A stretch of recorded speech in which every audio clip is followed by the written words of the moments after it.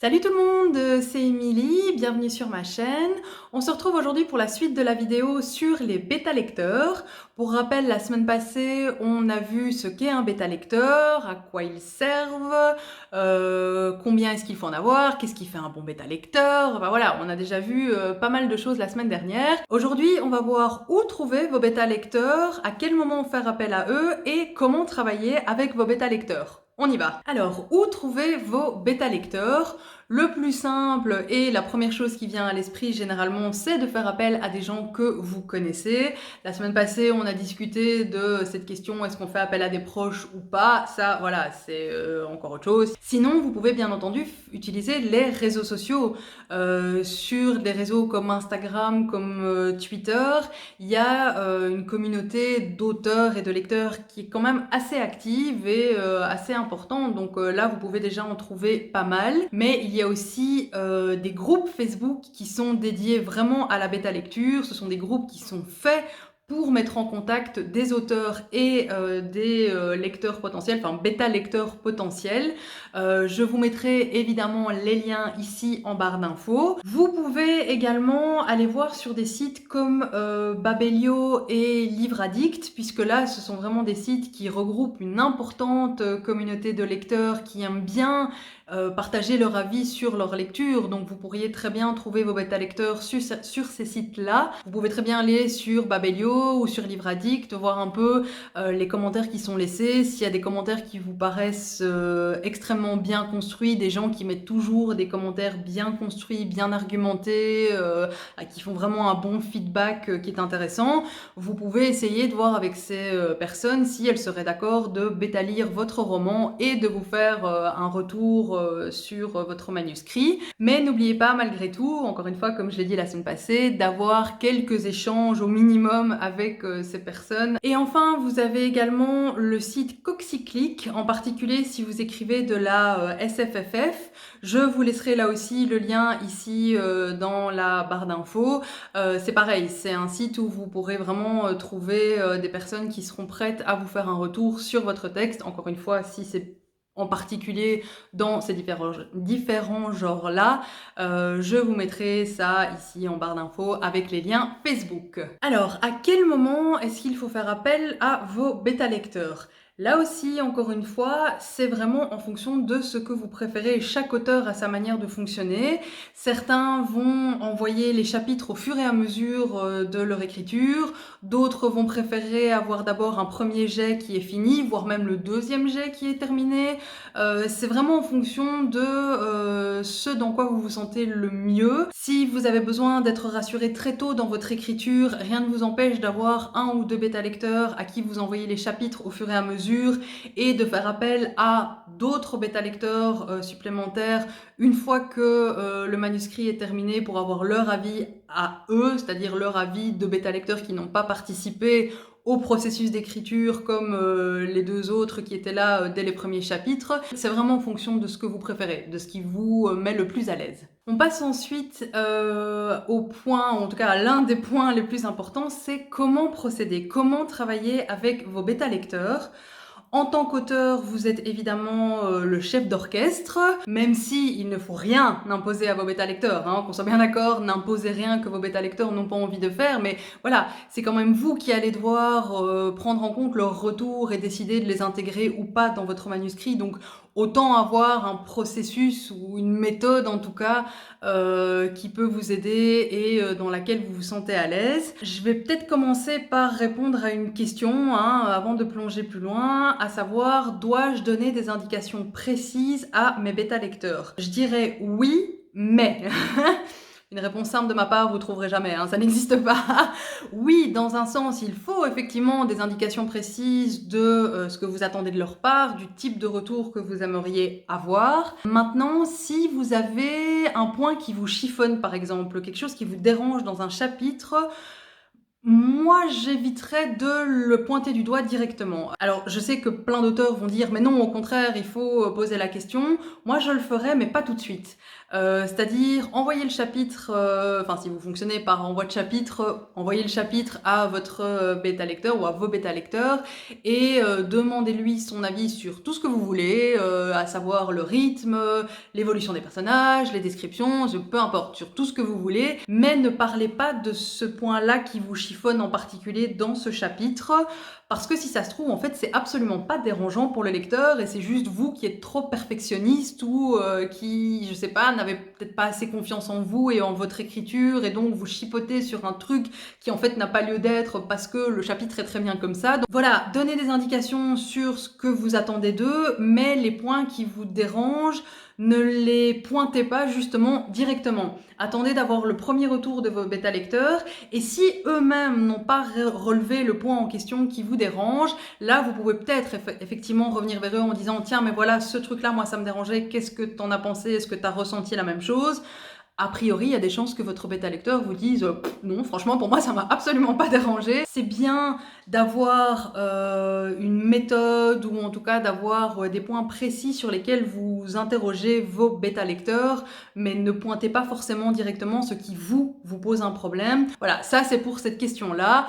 On va maintenant passer à la suite, à savoir comment travailler avec vos bêta lecteurs. Encore une fois, il n'y a pas une méthode avec une checklist de choses à faire ou à ne pas faire, ce serait beaucoup trop facile, mais ce serait pas drôle non plus, hein. On finirait par un peu stéréotyper comme ça l'écriture, c'est pas l'idée non plus. Mais moi, je vous conseille quand même d'avoir une méthode pour prendre en compte tous les retours qu'on va vous faire et décider si vous les intégrez dans votre texte ou pas. Il y a plein d'exemples sur internet. Franchement, vous faites une recherche sur Google, vous allez en trouver tout plein. Moi, je vais vous donner la mienne, en tout cas celle que j'envisage moi d'utiliser avec mes bêta lectrices, mais voilà, c'est pas non plus la seule qui existe, c'est pas la meilleure. En plus, d'ailleurs, elle a même pas de moi. Franchement, je l'ai trouvée sur une autre chaîne YouTube aussi, la chaîne de Sarah Cannon, je pense. Donc voilà, elle n'est pas forcément de moi, mais c'est celle qui me semblait la plus adaptée à moi, à mon roman et à mes capacités d'organisation qui sont pas extrêmement développées, je le reconnais. Mais donc voilà, ce que vous pouvez faire, c'est avoir une liste de questions à proposer à vos bêta lecteurs et de préférence par chapitre. Je vais vous le lire, là j'ai mes notes, mais voilà, comme ça je suis sûre de rien oublier. Vous pouvez par exemple leur demander: avez-vous aimé ce chapitre, oui ou non et pourquoi? Qu'avez-vous pensé du chapitre en lui-même? Impression générale, le ton, le rythme, la clarté, etc. Vous pouvez aussi leur demander qu'est-ce qui allait bien et qu'est-ce qui n'allait pas. Vous pouvez leur demander si ils ont repéré des erreurs. Alors, je l'ai dit dans la première vidéo, les bêta lecteurs ne sont pas des correcteurs, mais rien ne les empêche, s'ils relèvent une coquille, de vous le signaler. Mais en termes d'erreurs, ça peut aussi être des incohérences. Donc, ils peuvent vous le signaler aussi, c'est même fortement recommandé. Et vous pouvez bien entendu leur demander aussi s'ils ont d'autres remarques ou critiques éventuelles à vous faire. Ça, c'est les questions basiques. Après, encore une fois, chacun fait comme il veut, hein, je n'impose rien, je vous dis juste ce qui pour moi me semble quand même important à avoir.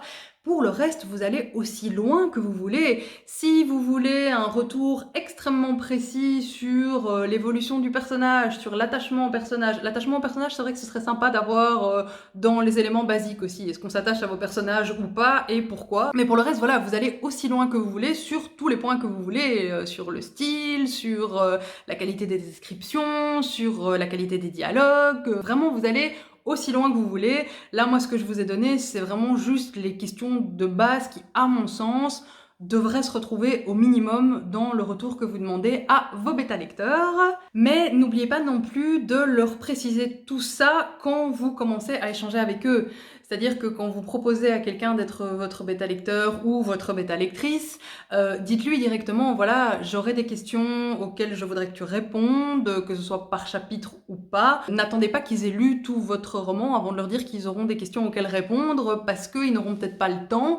Ils auront peut-être eu le temps de lire votre roman parce que voilà, ils savaient le faire, mais de là à commencer à répondre à des questions, peut-être pas forcément. Donc voilà, soyez clairs et transparents par rapport à ça le plus tôt possible, ça vaudra mieux pour tout le monde, mais gardez aussi à l'esprit que vos bêta-lecteurs ne sont pas des juges impitoyables devant lesquels vous allez comparaître et qui vont avoir droit de vie ou de mort sur votre roman, c'est pas ça l'idée, hein. C'est un processus d'échange, c'est un processus voilà, où on est vraiment dans un échange permanent, dans une discussion permanente, où on peut discuter sur certains points, échanger certains points de vue. C'est pas, vos bêta-lecteurs vont pas vous dire j'aime pas, et puis si j'aime pas, ton roman c'est pas la peine de le publier, c'est pas ça. C'est vraiment un processus d'échange, donc n'hésitez pas, vous en tant qu'auteur, à guider cet échange et à essayer de pousser et encourager vos bêta-lecteurs à être dans ce processus.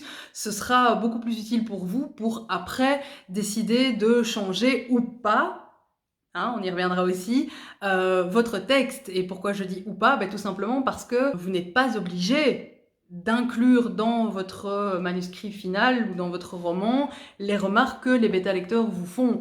A priori, si vous avez 5 bêta-lecteurs et qu'il y en a 4 qui vous disent « Tiens, ce point-là, il est problématique », je dirais que c'est quand même bien de retravailler le point en question, mais vous n'êtes pas obligé. C'est pas un contrat, c'est pas... voilà, c'est vous qui restez à la manœuvre, c'est vous qui êtes l'auteur, mais encore une fois, si 85% de vos bêta-lecteurs vous disent « Ça va pas », je dirais que c'est quand même bien de le prendre en compte, ouais. Alors là, vous allez peut-être me dire, bon, Émilie, t'es bien gentille, mais concrètement, comment on fait? Parce que tu nous as dit, ok, il y a ces éventuelles questions basiques, on peut aller aussi loin qu'on veut, mais concrètement, comment est-ce qu'on fait pour avoir cet échange, pour travailler? Je vais vous donner la méthode que moi, je compte utiliser, celle que j'ai trouvée sur une autre chaîne YouTube. Comme je l'ai dit, il y en a plein, n'hésitez pas à aller voir sur Google pour en trouver une éventuellement qui vous conviendrait. Ce que je vais faire, c'est que je vais partager 2 ou 3 chapitres par semaine sur un document Google Doc. De cette façon, comme le document sera partagé, mes bêta-lectrices auront la possibilité, pendant qu'elles lisent le texte, de directement insérer des commentaires aux endroits adéquats. Non seulement moi, je devrais pas commencer à aller chercher entre différents fichiers les réponses qu'elles m'auront toutes faites pour les 3 chapitres de la semaine. Tout sera centralisé dans un seul fichier.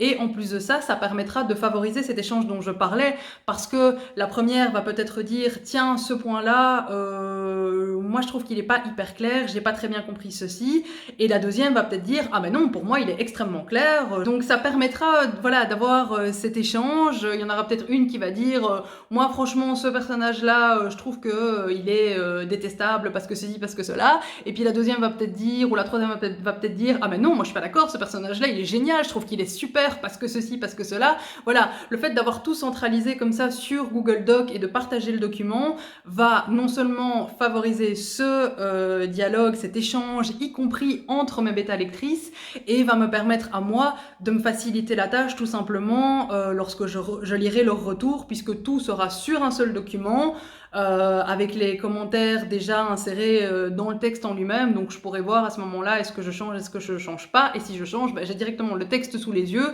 ce sera beaucoup plus facile. Voilà, ça c'est la méthode que moi j'envisage d'utiliser. Ce n'est pas la seule, vous n'êtes absolument pas obligé de faire pareil, hein. Chacun fait comme il veut, on est toujours libre dans l'écriture, mais je tenais quand même à vous la donner si par exemple vous êtes aussi sur le point de commencer votre processus et que vous ne savez pas très bien comment faire, comment procéder. Si jamais vous avez envie de vous en servir, n'hésitez pas, franchement elle n'est pas très compliquée, hein. Même quelqu'un qui a zéro capacité d'organisation comme moi devrait pouvoir gérer ça, donc franchement elle est assez simple, facile à utiliser. Donc voilà, si jamais vous avez envie de vous en servir, faites-vous plaisir, hein, allez-y, c'est pour ça que j'ai fait cette vidéo. Voilà, on est enfin arrivé à la fin de ces 2 vidéos sur la bêta lecture. J'espère que ça vous a plu. Si jamais il y a des choses qui ne sont pas claires ou si jamais il y a des points que j'ai oublié d'aborder, n'hésitez pas à me laisser un commentaire sous cette vidéo ou sous la vidéo de la semaine passée. Et puis pour le reste, comme toujours, n'hésitez pas à liker la vidéo si elle vous a plu et à vous abonner si ce n'est pas encore le cas, en activant la petite clochette, en cliquant sur la petite clochette pour activer les notifications. Et moi de mon côté, je vous dis à la semaine prochaine. D'ici là, écrivez bien. Salut!